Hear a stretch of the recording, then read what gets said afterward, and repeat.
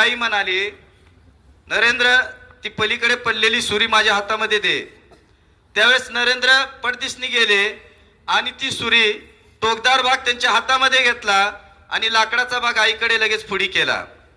म्हणजे सुरीची जी मूठ आहे लाकडाची ती आईकडे केली आणि टोकदार भाग स्वतःकडे घेतला आणि अशी सुरी दिली.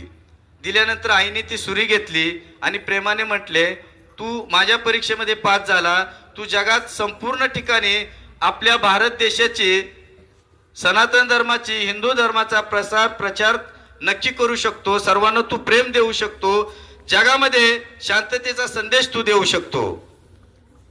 नरेंद्रांना विशेष वाटलं, एवढ्याशा क्षुल्लक गोष्टीवरून आई असं काय कसं काय म्हणतात.